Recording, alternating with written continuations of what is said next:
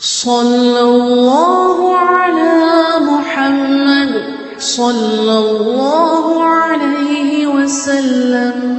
നമ്മുടെ വീടുകളിൽ നല്ല ഇസ്ലാമികമായ ഒരു അന്തരീക്ഷം ഉണ്ടാകണം. നിസ്കരിക്കാത്ത വീടുകളിൽ ഒരിക്കലും ബറക്കത്തുണ്ടാവില്ല.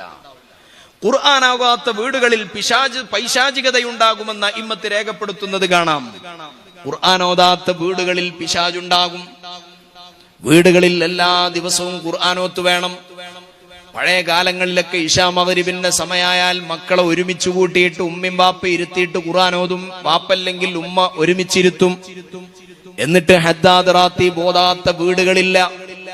ഖുതുബുദ് ദഅവത്തി വൽ ഇർഷാദ് അബ്ദുല്ലാഹിൽ ഹദ്ദാദ് റളിയല്ലാഹു അൻഹു ബഹുമാനപ്പെട്ടവർ ഈമാനിന്റെ സംരക്ഷണത്തിന് വേണ്ടി, ആരോഗ്യത്തിന്റെ സുരക്ഷയ്ക്ക് വേണ്ടി ഒരു മുഅ്മിനായ മനുഷ്യന്റെ എല്ലാ സംരക്ഷണവും ഉൾക്കൊള്ളിക്കുന്ന ദിക്റുകളും ദുആകളും ഉൾപ്പെടുത്തിക്കൊണ്ട് അവിടുത്തെ മുരീദുമാർക്ക് തയ്യാറാക്കി നൽകിയ റാത്തിബത്തുൽ ഹദ്ദാദും വിറുദുൽ ലത്തീഫുമെല്ലാം നമ്മുടെ ജീവിതത്തിൽ നമ്മൾ പതിവാക്കണം. സുബ്ഹി കഴിഞ്ഞാൽ വിറുദുൽ ലത്തീഫ് ഓതണം. ഇശാ മഗ്രിബിന്റെ ഇടയിൽ ഹദ്ദാദ് റാത്തീബ് ഓതണം. അല്ലെങ്കിൽ ഇശാ നിസ്കാരം കഴിഞ്ഞിട്ട് ഹദ്ദാദ് റാത്തീബ് ഓതണം.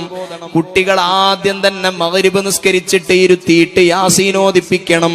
അത് മരണപ്പെട്ടു പോയ ഉമ്മ ഉപ്പമാരുടെ ഹദറത്തിലേക്ക് ഹദിയ ചെയ്ത് ശീലിപ്പിക്കണം.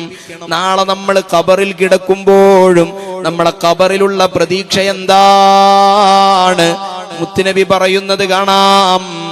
നബി സല്ലല്ലാഹു അലൈഹി വസല്ലമ തങ്ങൾ പറയാണ്, ചില ഖബറാളികൾ അത്ഭുതപ്പെട്ടു പോകുന്ന ഘട്ടമുണ്ട്. എന്താണെന്നറിയോ? പെട്ടെന്നതാ അവരുടെ പദവി അങ്ങ് കൂടുന്നു. അവരുള്ള അവസ്ഥയിൽ നിന്ന് പെട്ടെന്നൊരു മാറ്റം അവർക്ക് ലഭിക്കുന്നു. അവർ അള്ളാനോട് ചോദിക്കുന്നു, റബ്ബേ ബിമനിൽ തുഹാദ, ഇതെങ്ങനെയാണ് എനിക്ക് കിട്ടിയത്? അപ്പൊ അല്ലാഹു സുബ്ഹാനഹു വ തആല പറഞ്ഞു കൊടുക്കുകയാണ്, ബിസ്തിഗ്ഫാരി വലദിക ലകാ, നിന്റെ മക്കൾ നിനക്ക് ഇസ്തിഗ്ഫാർ നടത്തിയത് കൊണ്ട് കിട്ടിയ പദവിയാണ്. മക്കളൊരു യാസീനോദിയാൽ ഇശാ മഗ്രിബിന്റെ ഇടയിൽ അന്ന് രാത്രി ഖബറിൽ കിടന്നുറങ്ങാൻ എന്തൊരാശ്വാസമാണ്. ഇത് നാളെന്റെ മക്കൾ ഓതുന്ന് വിചാരിച്ചു നിൽക്കണ്ട, അത് ഓതിപ്പിക്കാൻ നമുക്ക് കഴിയണം. നമ്മൾ അതൊരു ശീലമാക്കി പഠിപ്പിക്കണം. ഇശാ മഗ്രിബിന്റെ ഇടയിൽ യാസീൻ ഓതുന്ന വീടുകൾ ഉണ്ടാകണം. പുതിയ കാലമായപ്പോൾ ഉസ്താദിനെ ഓതാനേൽപ്പിക്കുന്ന പല വീടുകളുമുണ്ട്. നേരത്തൊക്കെ ഖുർആൻ എടുത്തു വെച്ച് ഖത്ം ഓതിയവർക്ക് വൈകുന്നേരമായ പിന്നെ ഓൺലൈനിൽ മജ്ലിസാണ്. നേരം പുലർന്നാലും ഓൺലൈനിൽ മജ്ലിസാണ്. ഖുർആൻ എടുത്തു വെച്ച് ഓതാൻ സമയമില്ല. ഈ ഓൺലൈനിലെ മജ്ലിസ് ആകുമ്പോ ഏത് പണിക്കിടയിലാണെങ്കിലും ഇങ്ങനെ കേട്ടുകൊടുത്താ മതിയല്ലോ. ചെല്ലാനുള്ളത് ഉസ്താദ് ചൊല്ലിക്കോളും. നമ്മൾ അതിന്റെ കൂടെ ഇങ്ങനെ പോയി കൊടുത്താ മതി. അഥവാ അലസത നമ്മുടെ കൂട്ടത്തിലേക്ക് വരുന്നതാണ്.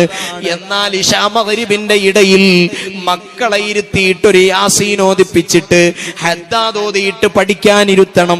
എന്നാൽ വീട്ടില് ബറക്കത്താണ്, വീട്ടിൽ ഐക്യമാണ്, സന്തോഷമാണ്. ഞാൻ ഒരൊറ്റ കാര്യം ഉണർത്തട്ടെ, നമ്മുടെ വീടുകളിൽ സമാധാനവും മക്കൾ വഴിപിഴക്കാതിരിക്കാനുമുള്ള ഏറ്റവും നല്ല ഒരു വഴി, മക്കളോട് നല്ല ഇന്റിമസി ഉണ്ടാക്കണം. മക്കളോട് നല്ല സൗഹൃദം കീപ്പ് ചെയ്യണം, സൗഹൃദം സ്ഥാപിക്കണം. എല്ലാ സന്ദർഭങ്ങളിലും നമുക്ക് മക്കളോട് സൗഹൃദമാണ് ഉണ്ടാകേണ്ടത്.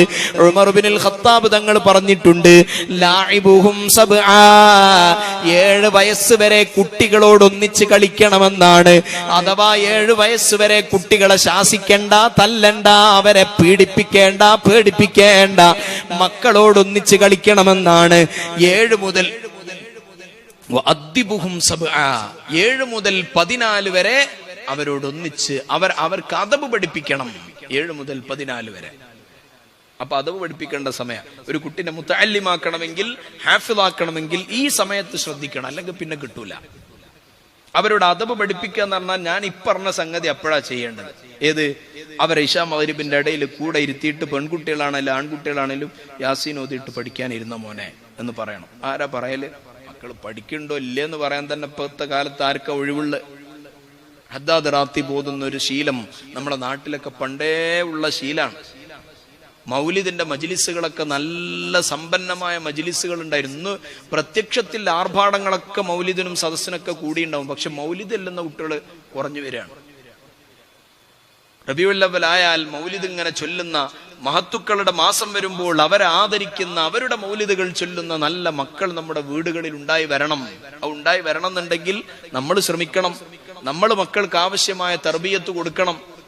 അപ്പൊ ഈ അദബ് പഠിപ്പിക്കേണ്ട സമയത്ത് ഞാൻ പറഞ്ഞല്ലോ, പോയി ചെയ്യടാ, പോയി ഹദ്ദാദ് ഓതടാ, പോയി യാസീൻ ഓതടാ എന്ന് പറഞ്ഞാൽ മക്കൾ പോവില്ല. അവന്റെ ഉള്ളിൽ ഒരു ചോദ്യം ഉണ്ടാവും, അല്ല എനിക്ക് ചെയ്യണ്ടേന്ന്. അൺകോൺഷ്യസ്ലി അത് ചോദിക്കൂല, പാപ്പായി പോയല്ലോ. അതേ സമയത്ത് എന്താ പറയണ്ടത്? വാ മോനെ നമ്മക്ക് യാസീൻ ഓതാ, വാ മോനെ നമ്മക്ക് ഹദ്ദാദ് ഓതാ, വാ നമ്മളൊന്ന് ഉപ്പാനെ പോയി സിയാറത്ത് ചെയ്ത് വരിക, ഇന്ന് വയലുണ്ട് നമ്മക്കൊന്ന് പോവാ. എന്നിട്ട് ആ മോന്റെ കയ്യും പിടിച്ചിട്ട് വാപ്പ അപ്പുറത്തും മോനിപ്പുറത്തും ഇരിക്കുന്ന ഒരു അവസ്ഥ ആലോചിച്ച് നോക്കി നിങ്ങൾ. എന്തൊരു രസം ഉണ്ടാവും. ആരാന്ന് അങ്ങനെ ചെയ്യുന്നത്? മക്കൾ ഒരു പ്രായം വിട്ടാ പിന്നെ ആ മക്കളുടെ കൈ പിടിക്കുന്ന പിതാക്കന്മാര് പോലില്ല. അതിന് ശേഷം ഉമർ ഇബ്നുൽ ഖത്താബ് തങ്ങൾ പറയുന്നത് കാണാം, വസാഹിബുഹും സബ്ആ, 14 മുതൽ 21 വരെ മക്കളോട് കൂട്ടുകാരെ പോലെ കഴിയണം എന്നാണ്. സൗഹൃദമാണ്, ഫ്രണ്ട്ഷിപ്പ് വേണം. അല്ലെങ്കിൽ 14 കഴിഞ്ഞൊരു മോനോട് അടിക്കാനും പിടിക്കാനൊക്കെ നിന്ന ഓനോന്റെ പാട്ടും നോക്കി പോവും. പുതിയ കാലത്ത് പ്രത്യേകിച്ച് അന്നത്തെ കാലത്ത് പറയുന്നതാണ് ഉമർ ഇബ്നുൽ ഖത്താബ് തങ്ങൾ അവരോട് സൗഹൃദം.